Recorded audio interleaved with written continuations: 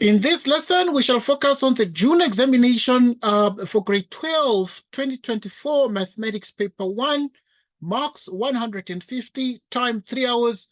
We proceed to attempt these questions as follows.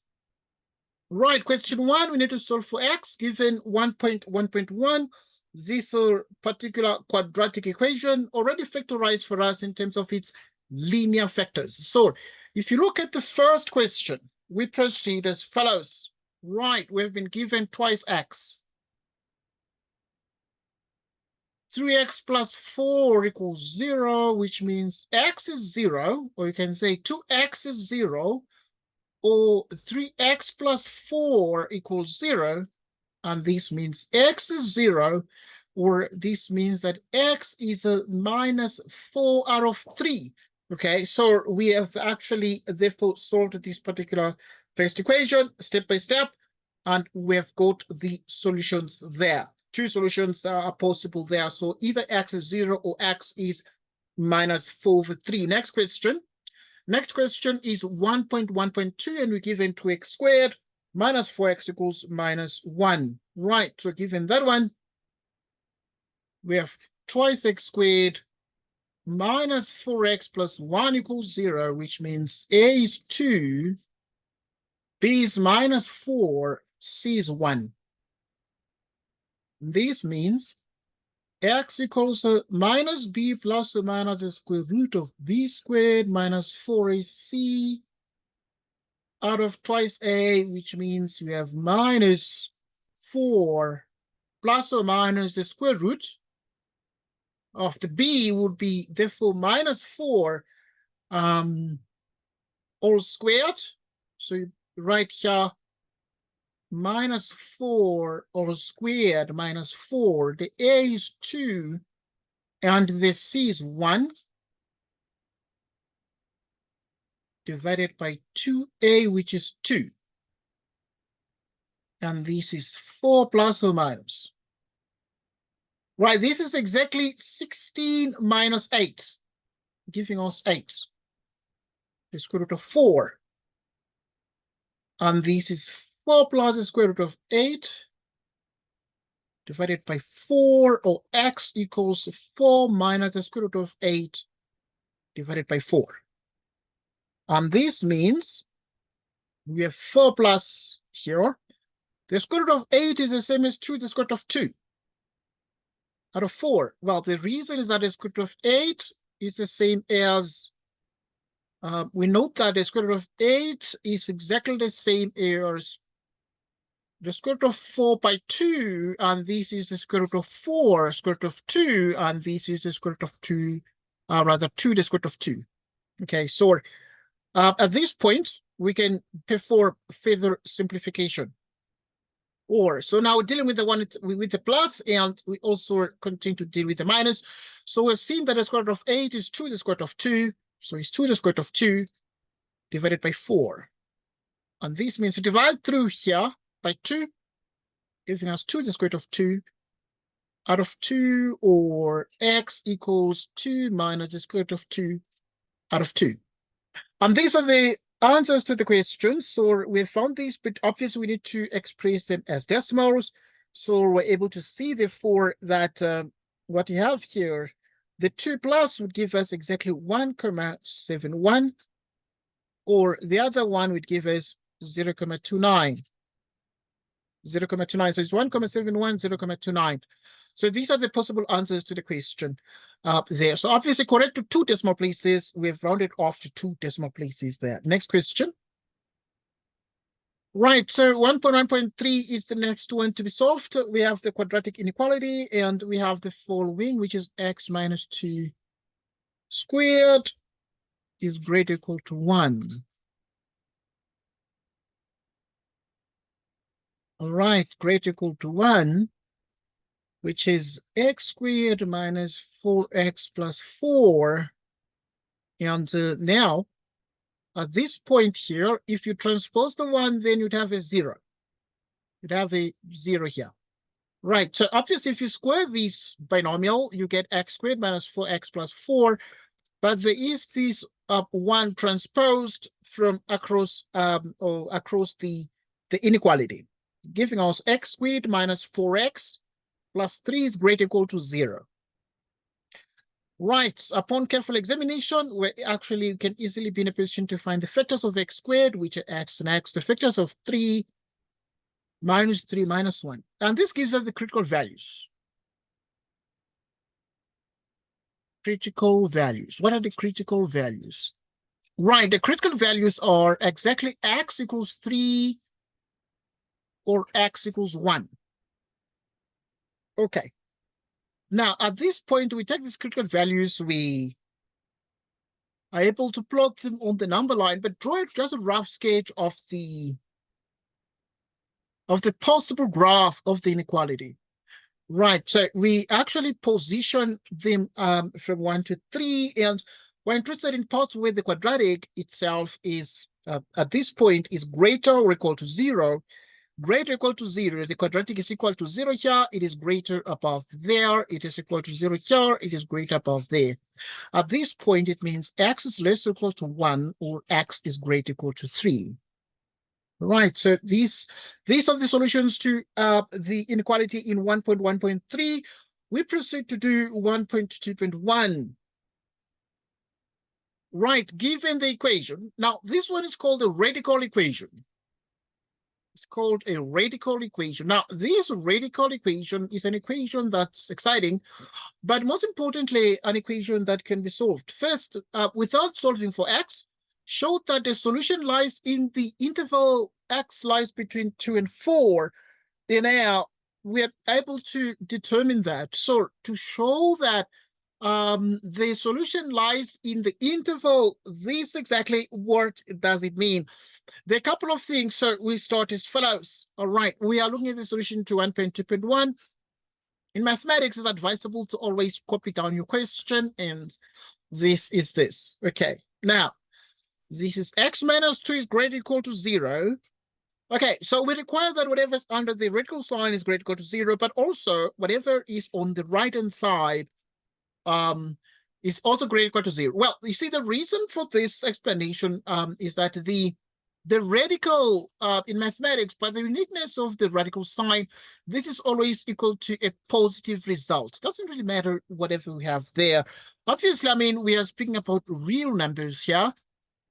Okay, so this becomes the case. Dealing with real numbers, the square root becomes positive all the time. So that whatever is under the square root becomes greater or equal to 0. But also the right-hand side, which equals the radical, is greater or equal to 0, meaning x is greater or equal to 2.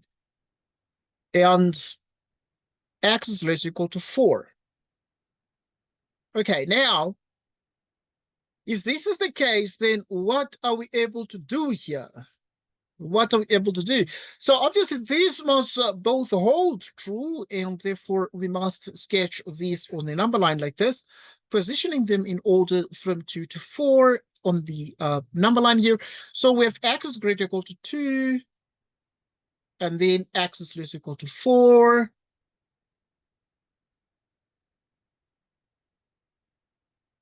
So that in the end, then what we then have here is that from 2 to 4, the solution, the problem holds true and is satisfied. So which means we're able to say 2 is less or equal to x, less or equal to 4. This solution is true for the x lying between 2 and 4. Between 2 and 4.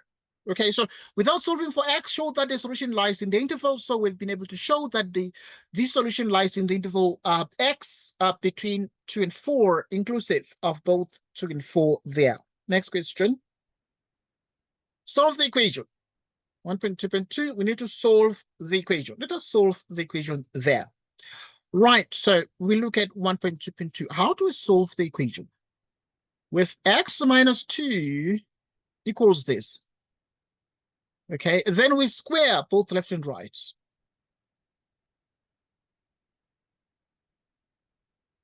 We square both left and right.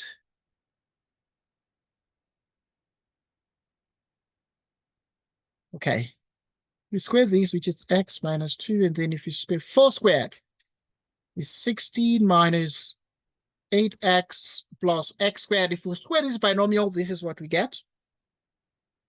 getting x squared, we have minus 8x minus that, which is minus 9x. You have exactly 16 plus 2, which is exactly 18. Right, so at this point, we're able to find the factors of x squared are x and x. The factors of 18 are exactly minus 6 minus 3, whose sum is minus 9, which means either x is 6 or x is 3. But now we need to remember that our solution must lie between 2 and 4. And now, which one, therefore, is the correct one? So we're able to see that 6 is outside this, so which means, therefore, x cannot be 6, but x can only be 3, because 3 lies between 2 and 4. And we've solved the equation step by step, and we've got the result. We've got the answer. Thanks. We move on to the next question. Right, so if you deal with 1.3, solve for x and y simultaneously. Right, we're focusing on 1.3 right now and want to solve for x and y simultaneously. To solve for x and y simultaneously, we proceed as follows, which is 3x plus y equals 2. 3x plus y equals 2, which means that y is therefore equal to 2 minus 3x. And this becomes the first equation. And then we have y squared equals 2x squared minus 1, and this becomes the second equation. At this point, we continue to solve, and then we're able to perform substitution and say substitute. Right, we're able to say substitute, and if we substitute, so we substitute equation. We substitute equation 1 into equation 2. Right, substitute this equation into equation 1 into the second equation, and if we do so, we have y equals 2 minus 3x, and if y equals 2 minus 3x, in the place of y, we shall put 2 minus 3x, so that we have 2 minus 3x, and we square this. And this is exactly 2x squared minus 1. If you square these now, 2 squared becomes a 4. 2 times minus 3x times 2 would give us 2 times minus 3 is minus 6 times 2 is minus 12. X plus 9x squared, which equals 2x squared minus 1, which is 7x squared. If you actually say 9x squared minus 2x squared, it's 7x squared minus 12x. And then you have exactly 4 plus 1, which is exactly 5, equals 0. And this is what we're able to get. The actual linear factors of these are as follows. We have 7x, x, and we have exactly minus 5 and minus 1. Okay, so these become the factors. Upon careful examination of these, we're able to see, therefore, that we have that x is equal to 5 divided by 7, or x equals 1. Right, so now if y equals 2 minus 3x, 2 minus 3, x is 5 over 7. Right, we shall simplify and get the result here to say what is the answer to these here. So at this point, what we then are able to achieve is the following.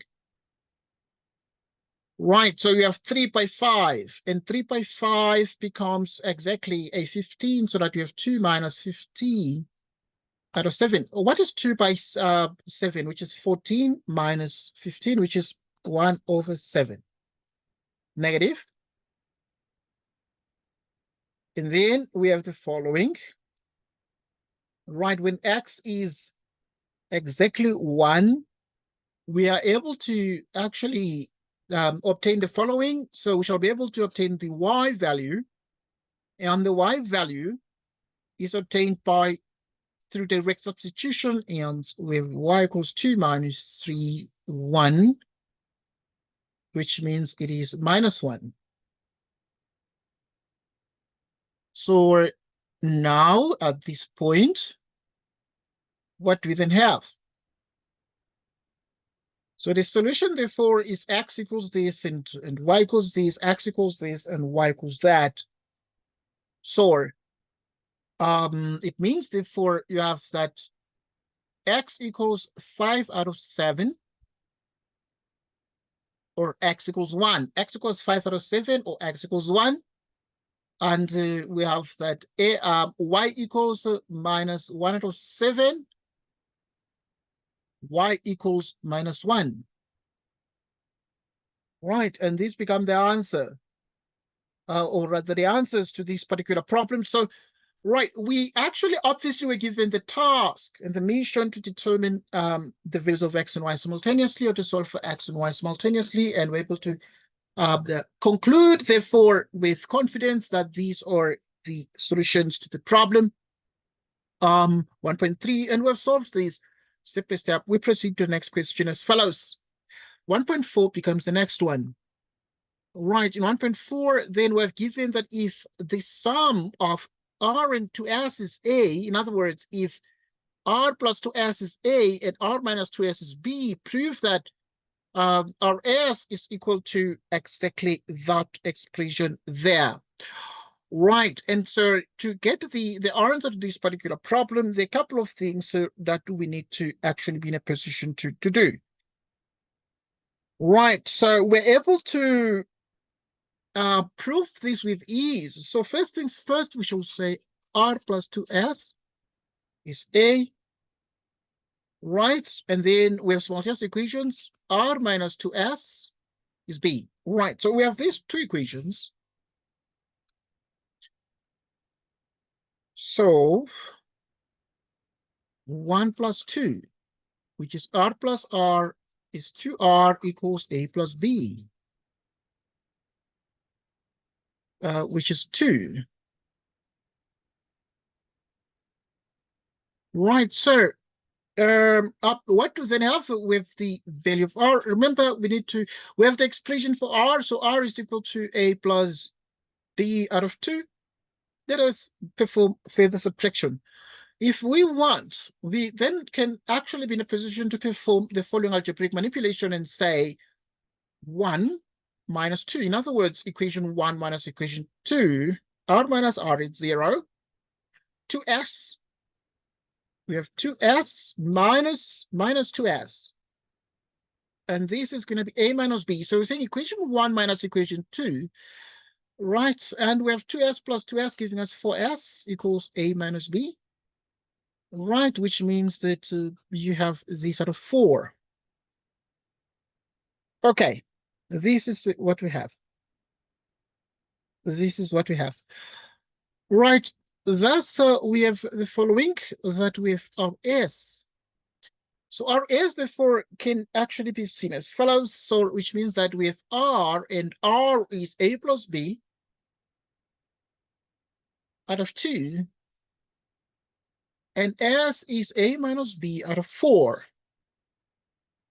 Our s then is equal to, then we have this one here, which is exactly a squared minus b squared over 2 by 4, which is 8. Okay, this gives us the answer. So this gives us the actual result. Okay, we're supposed to prove that rs is equal to a squared minus b squared over 8, and that is what we have, and that is the result, and we've solved these step by step. We proceed right now to tackle the next question. Right. Question 2 is about sequences in series, and we will actually be looking at the arithmetic sequences. Right, in the first question, 2.1, we given 85, 82, 79, 76. Determine a simplified expression for Tn, where we understand Tn is the general term. All right, so obviously we ask ourselves a couple of questions in terms of whether this is arithmetic or geometric. The first term is 85. So which is T2 minus T1, which is 82 minus 85, which is minus 3,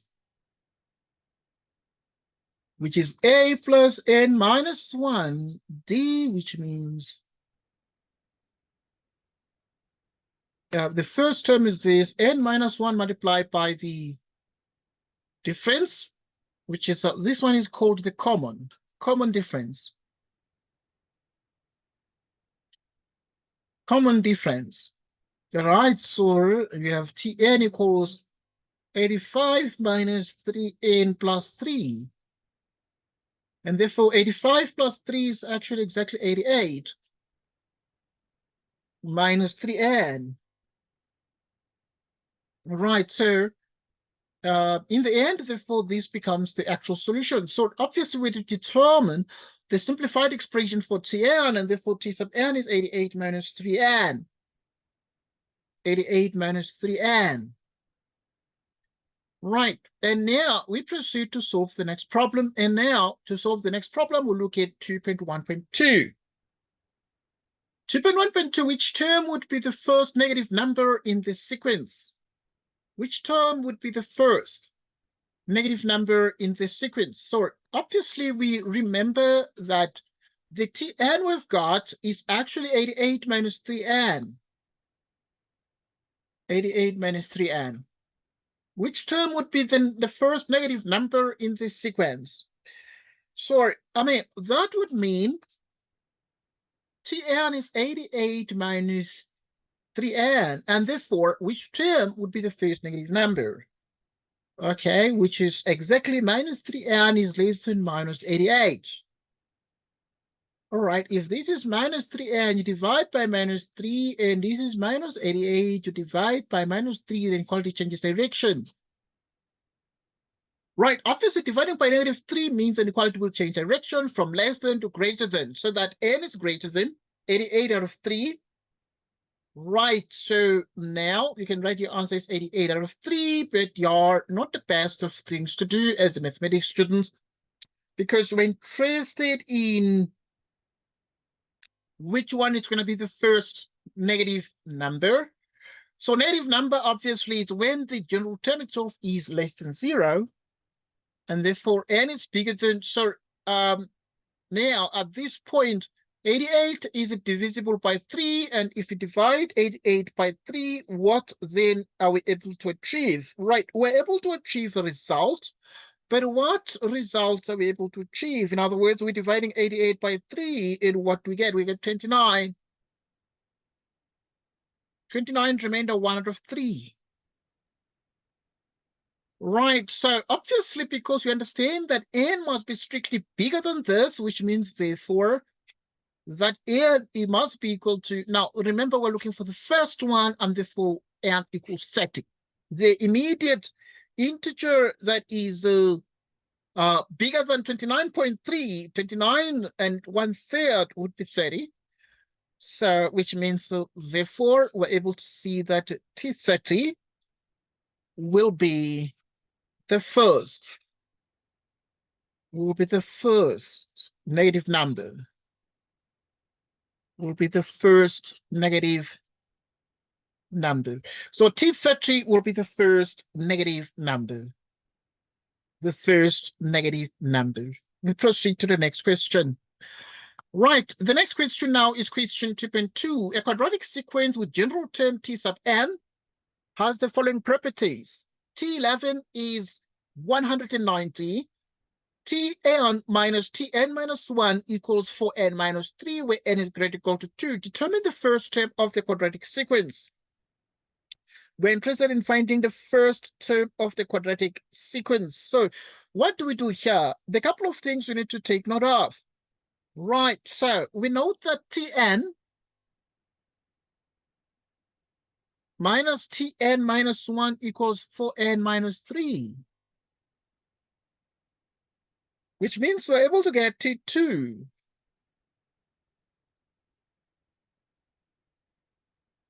Which is 2 minus 3, which means that we have T2 minus that, which is 8 minus 3, giving us a 5. Right, so if this is the case, what then does this mean? And what are we able to exactly achieve at this point? Right, and if we have therefore that T2 minus T1 is actually 5, what would T1 be at this point?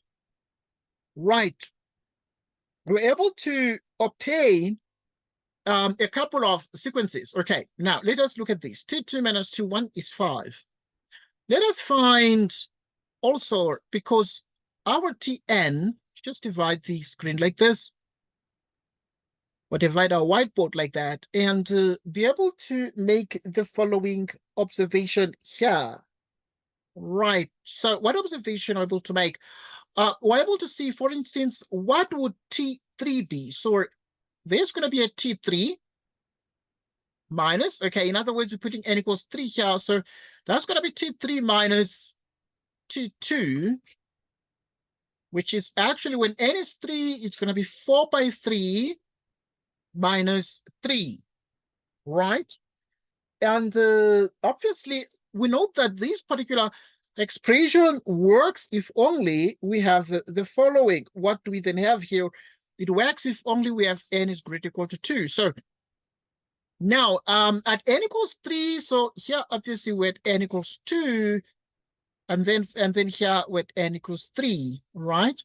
So that we have T3 minus T2 equals, we're 4 by 3, which is actually exactly 12. 12 minus 3, and that gives us exactly a 9. Okay, so what is the meaning of this here?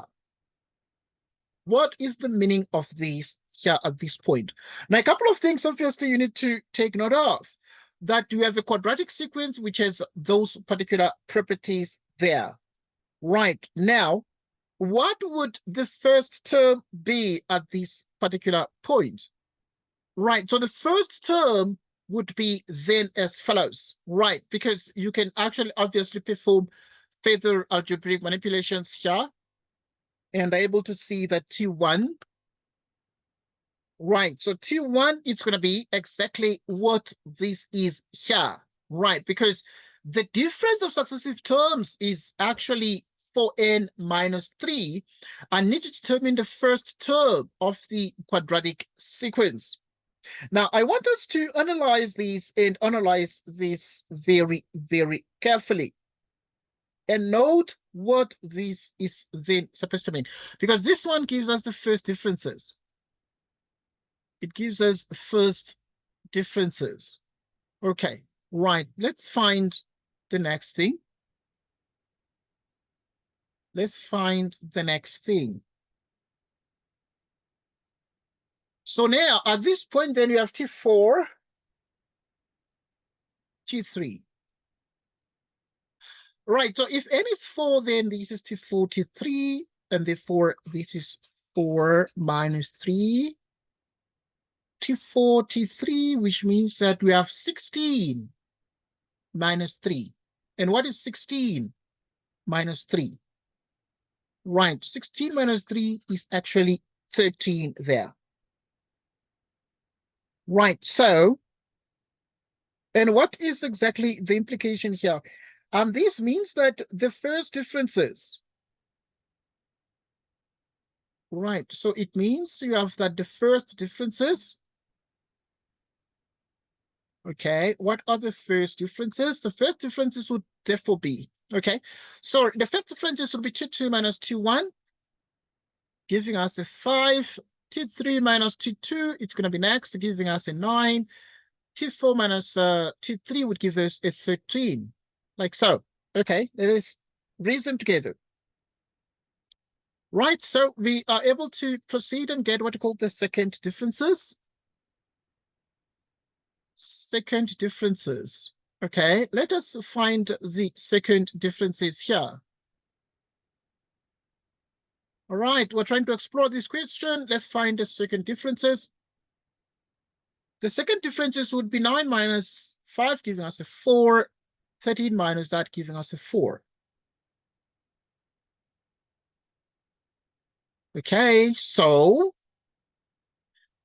this means that 2a is this one. Okay, remember that. Okay, let me just do this one in green color.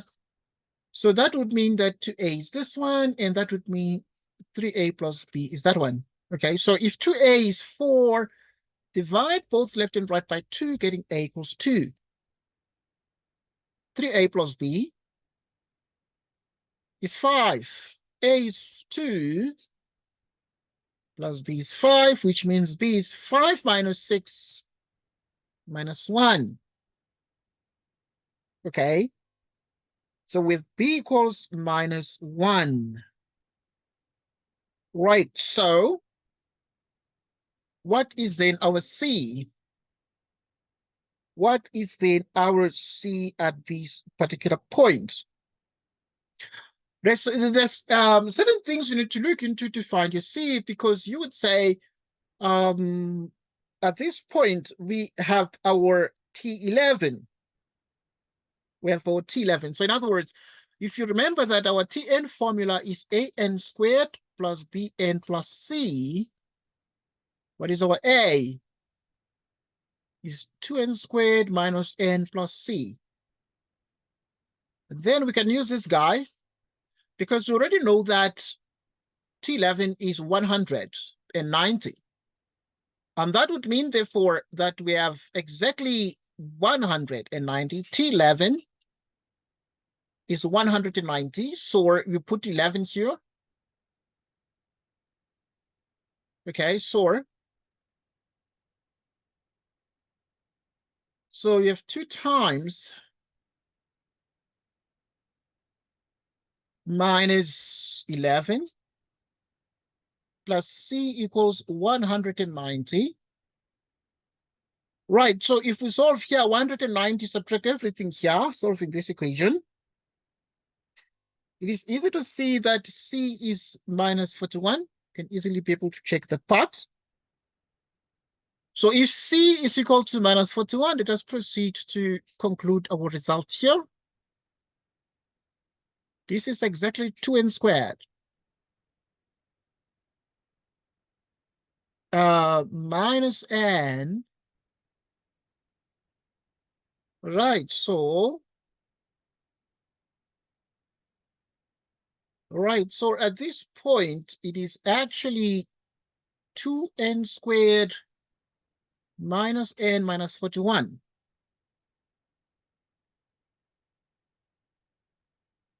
So now if this is the equation, then now we got the general Tn formula. So determine the first term of the quadratic sequence, which means T1 is T1 squared minus 1 minus 41. Okay, we're interested in the first term.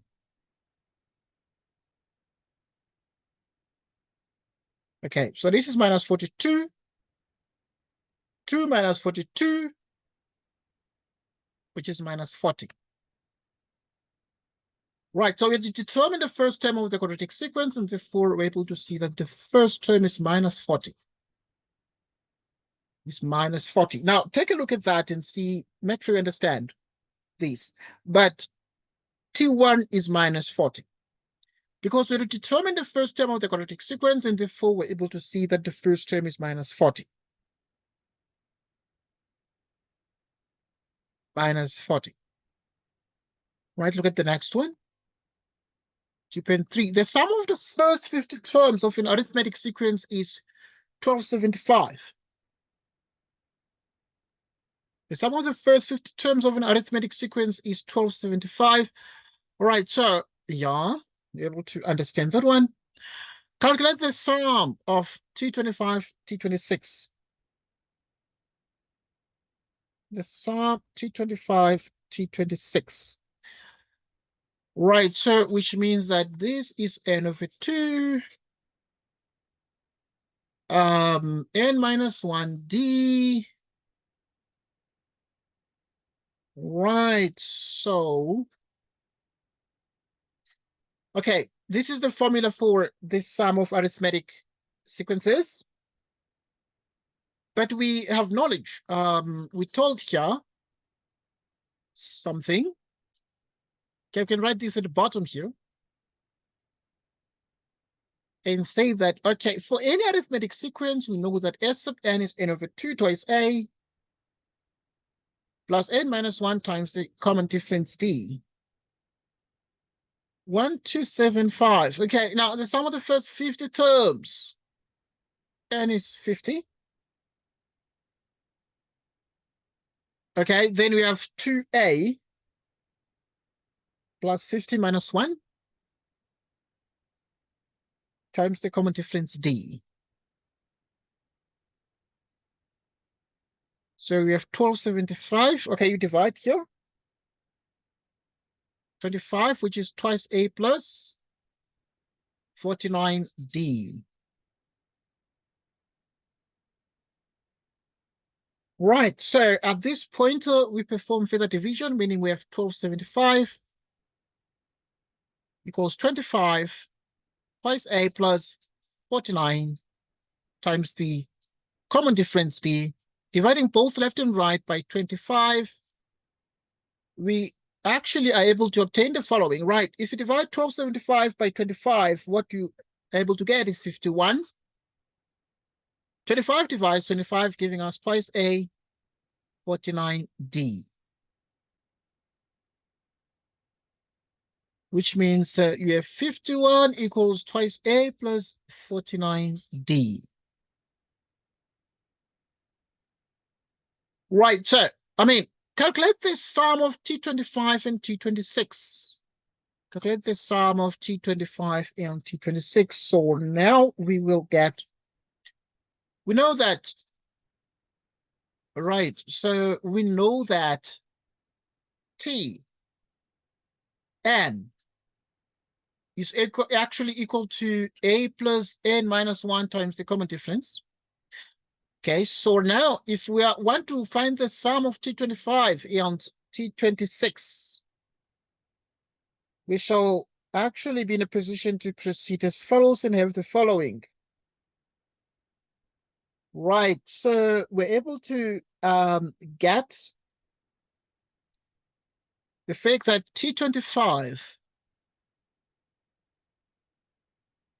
T26, T25, according to this here, would be A plus, so 25 minus 1 is going to be 24D plus. T26 is going to be A plus 25D. So that T25 together with T26.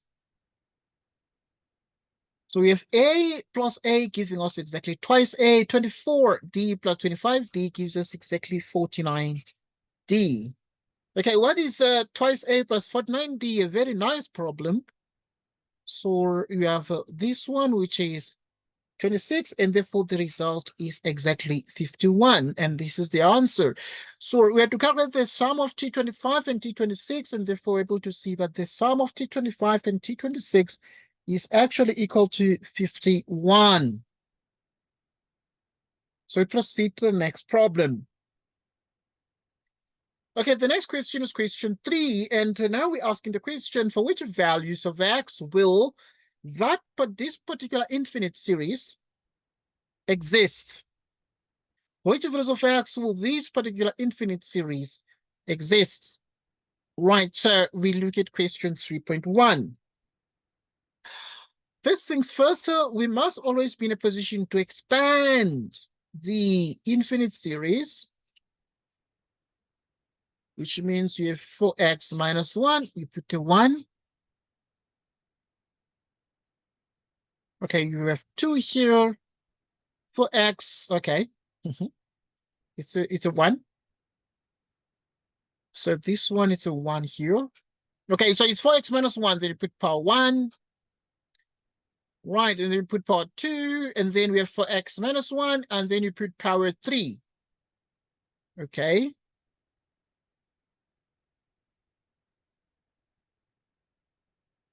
Like this.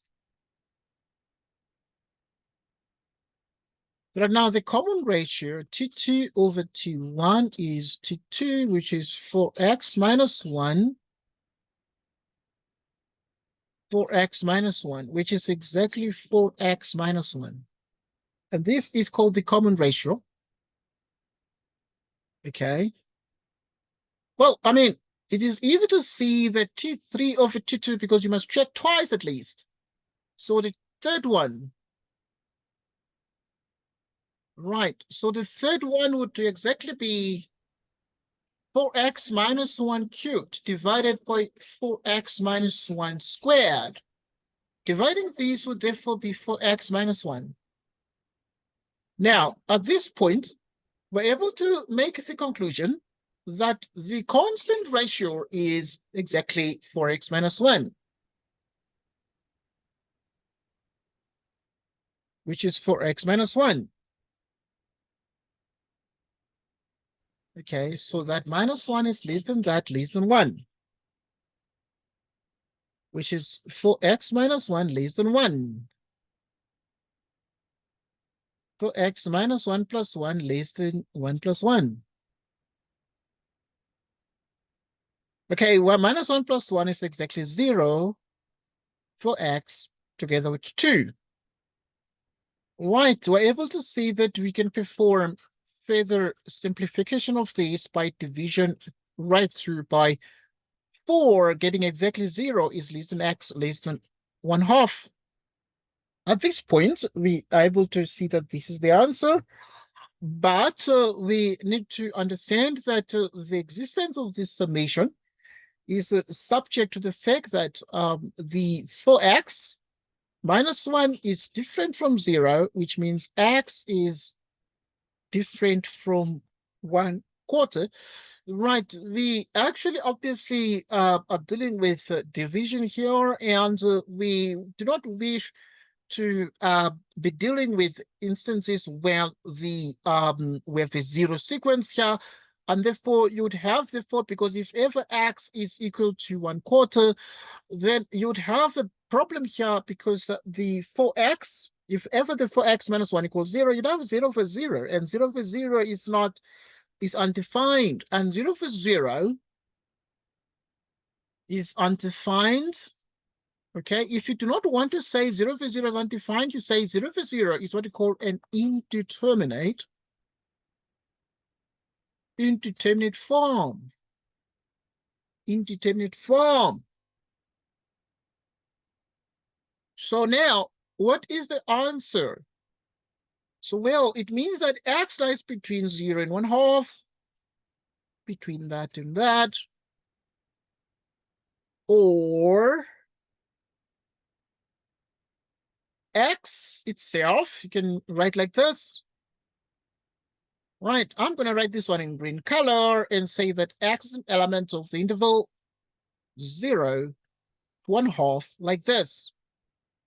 So once we write this particular notation and x, and say x an element of 0, 1/2, and this, it is the same as the round parenthesis. So if we do not want to write the round parenthesis and want to write square parentheses facing opposite directions, we're able to write that down. So yeah, we have the result, and we have been able to solve that particular problem. We proceed to the next question as follows. So obviously, just to mention that in 3.1, for each values of x, will the summation exist? So the summation will exist whenever we have that x lies between 0 and 1/2. Next point. Okay, 3.2, the figure below shows a pattern of 5 circles touching externally. The figure below shows a pattern of 5 circles. So now you have 1, 2, 3, 4, 5. So we have a pattern of 5 circles touching externally, whose center lie on a straight line of length L units. The figure below shows a pattern of 5 circles touching externally, whose centers lie on a straight line of length L units. Okay, so the centers lie in a straight line of length L units. The radii of these circles form a geometric pattern, where the radius of the smallest circle is 3 units, and that of the 5th largest circle is 48 units. We need to determine the common ratio of the geometric pattern formed by the radii of the circles. Let's look at these questions together. Determine the common ratio of the geometric pattern formed by the radii of these particular circles. Right. Now, the radii of these circles form a geometric pattern where the radius of the smallest circle, let's call it T1, is exactly 3 units. We're looking at the answer to 3.2.1. And that of the fifth largest circle is 48 units. So, yeah, let's call 1, 2, 3, 4, 5. Okay, let us change the order of the numbering from the smallest one to the largest one. All right, so, right, because this, the examiner says the fifth largest circle, obviously is 48 units. And where the radius so now is 48 units, so that's like T5 is 48 units. T1 is 3, and T5 is actually 48 units. Determine the common ratio of the pattern formed by the radii of the circles. Tn is AR to the n minus 1, so that we are able to make the following observation that at this point, what we then are able to get is that with T5,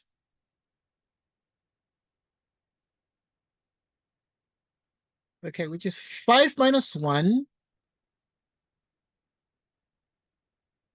AR to the fourth power. So T5 would be 48.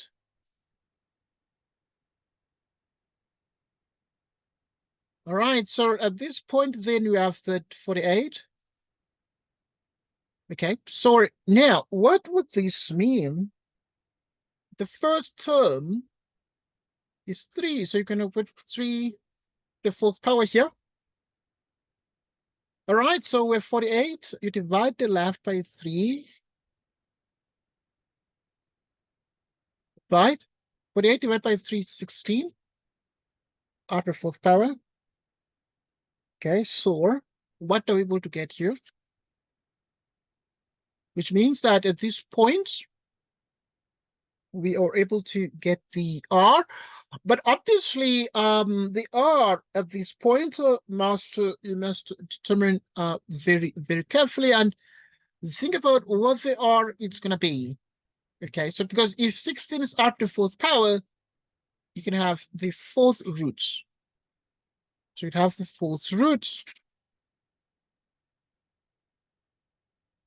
Right, so you'd have the fourth root of 16 equals the fourth root of R to the fourth power.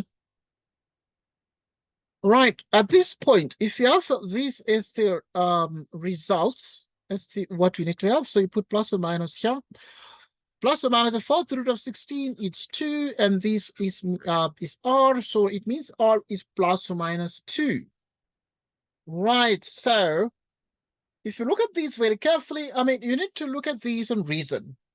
You need to look at these and try to make sense of this, because you need to determine the common ratio of the geometric pattern formed by the radii of these particular circles. Okay, right. So if your R is plus or minus 2, the question is your R a positive or your R a negative or your R both either negative or positive? Right. So it's something you need to look at and think of it very, very cautiously.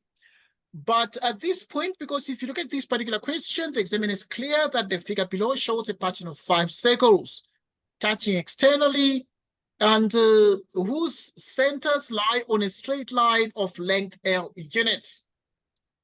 The radii of these circles form a geometric pattern where the radius of the smallest circle is 3 units and that of the fifth largest circle is 48 units.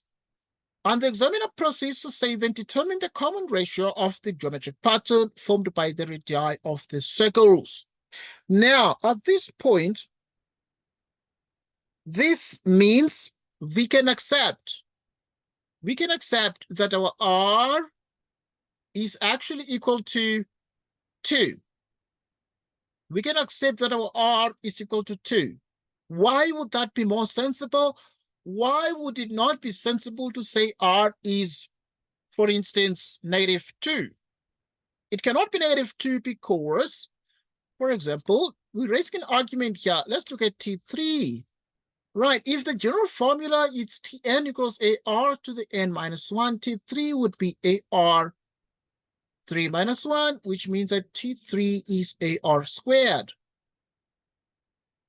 Which means that you have T3 equals, what is the first term? It is actually equal to 3, and therefore the common ratio can only be 2, because if ever somebody's going to think that T3 is going to be minus 2, and you therefore have obviously a square there. Let us check that part. You'd have a square there. All right, and therefore at this point you'd see that T3 is, this is 2 squared, and that's a 4 by 3, 12, or T3. Okay, so it's actually 12. Okay, now I want to mention, for instance, okay, here is not evident. Let's look at the fourth term. The general term for the geometric pattern is Tn equals AR to n minus 1, so the T4 would be given as AR to the 4 minus 1, T4 is going to be AR cubed, where A is the first term, which is equal to what? Right, so the first term, we have seen that the first term is 3, so A is 3. Okay, I'm looking at the student who's going to argue that the common ratio can be minus 2 here. And therefore, this is going to be minus 2 cubed, which is minus 8 by 3. Yeah, minus 2 cubed is actually minus 8. Okay, now I'm looking at that argument, and obviously I'm trying to reason that out and also to demonstrate to the students that minus 2 cubed is minus 8, and if you multiply this is minus 24. Check this out. Okay, minus 24 itself is a negative. So yeah, remember that the radii of the circles form a geometric pattern. So these are radii, and radius itself cannot be less than 0, meaning we must conclude here without any shade of doubt that the common ratio of the geometric pattern formed by the radii of the circles is actually R equals 2, but positive 2, but only that, not negative. Okay, so something to take note of there. We proceed to the next question, and we try now to solve 3.2.2 about these particular circles, and we determine the value of L. The question, therefore, is what is the value of this particular L? Let us find the value of L. We find the value of L as follows. Right, so 3.2.2. Now, to find the value of L, we can see that therefore L itself is actually the total sort of the sum of the diameters of this. So take this diameter here, which is formed by radius, another diameter here formed by radius, and so on and so forth. The sum of the radii of the 5 circles. Sum of the radii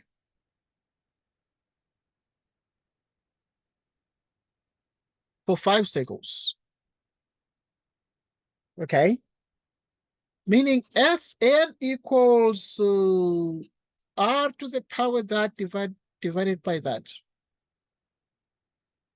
which means that S5 equals, what is the first term, right? So where the radius of the smallest circle is 3 units, so we learned that the first term is 3 units, right? So we put 3 here, 1 minus, we've seen that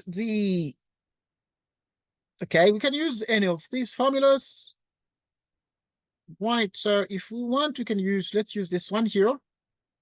R to the power n minus 1 divided by R minus 1, so that it's 2 to the power 5. Okay, the common ratio is it's 2. We got that before in the previous question, and here we have 2 minus 1. As a consequence, what then are we able to achieve here? We're able to see, therefore, that at this point we have 3 open bracket, 2 to the power 5 is 32, minus 1 is 31. 3 by that is actually exactly a 93 units. 93 units. So now S5 is exactly 93 units. Determine the common ratio of the geometric pattern formed by the radii of the circles. So, yeah, the common ratio of the geometric pattern is the following. Right, so the if therefore, okay, we're interested in finding the L, excuse. Yeah, we're looking at the value of L. Right, so the value of L, therefore, if it's 93 units there, and these are just the radii, so which means, therefore, we're able to make the following conclusion, then say L equals 93 by 2, and 93 by 2 is 186 units. 186 units. So, which means L is 186 units. 186 units. So right now, if you determine the value of L is actually equal to 186 units. Why am I multiplying by 2? Because obviously at this point, this was the sum of the radii. Sum of the radii, and therefore, if now we are to deal with the diameters, we know that a diameter, right, we know that in mathematics, if somebody is asked to calculate the diameter given the radius of a circle, we know that the diameter equals 2 times the radius. 2 times the radius. So 2 times the radius gives us the diameter of the circle. Next point, next question. Right, so yeah, the L, which is the sum of the diameters, would be 2 times the radii, and therefore we have 186 units. The pattern is extended by 5 more. The pattern is extended by 5 more circles to 10 circles. Calculate in terms of pi the total area of the 10 circles of the new pattern for marks. Let's look at this one. Let's look at this one here. So now, at this point, we are told that in 3.2.3, the pattern is extended by 5 more circles, right? So obviously, you agree that we start with the smallest one, smallest circle of radius 3 units, so that now we are aware that given any circle, the area is pi r squared. So pi, the radius is that squared, pi. And what would the radius of the next one be? Right.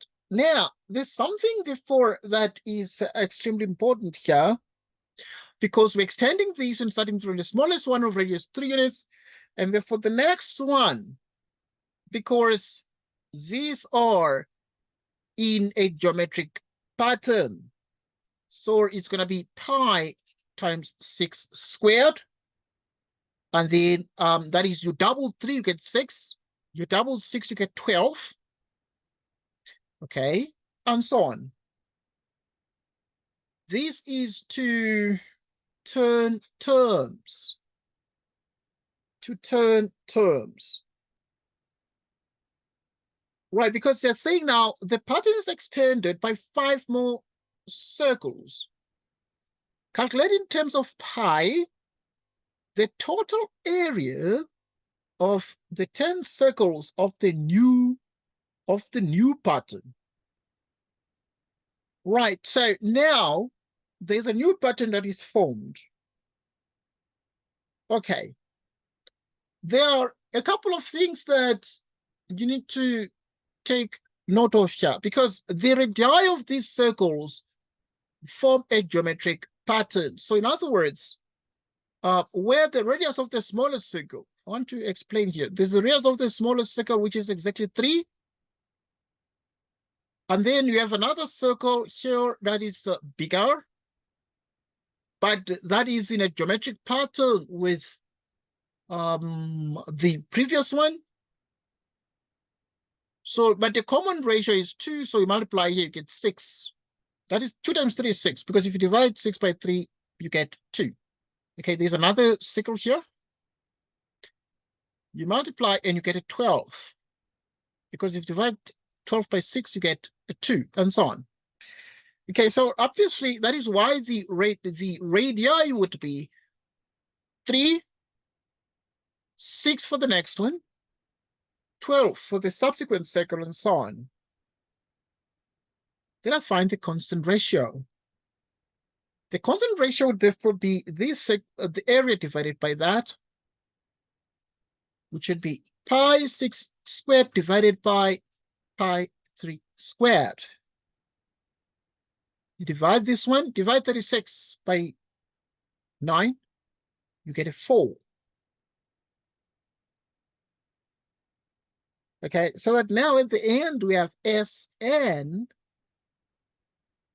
which is AR to the power n minus 1 divided by r minus 1.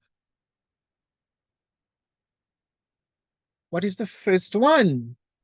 The first term is going to be this one, pi 3 squared, which is like a 9 pi, because 3 squared is a 9. The common ratio is actually 4, because divide pi cancels pi. 36 divided by 9, you get a 4. The common ratio becomes a 4 of the areas of this of the circles, and we subtract. Okay, we have the power 10 minus 1 divided by 4 minus 1. Okay, what do we get here? Right, using a computer calculator. Okay, 4 minus 1 is a 3. 9 divided by 3 is 3 pi. And then 4 to the power 10 minus 1 is 1. 048. 575 is 10. Okay, 3 pi, the number after the pi, would give us 3, 1, 4, 5, 7, 2, 5 pi. Because we have to calculate in terms of pi the total area of the 10 circles of the new pattern. So the total area of the 10 circles of the new pattern would therefore be 3,145,725 pi. And obviously the units of this would therefore be square units. Would therefore be square units because we are finding the sum of the areas. All right, and then we'll see the next question. Yeah, this one would therefore just be in units there. Okay, good. We have come to the end of what is question, but once again, which students are here? Which students are here?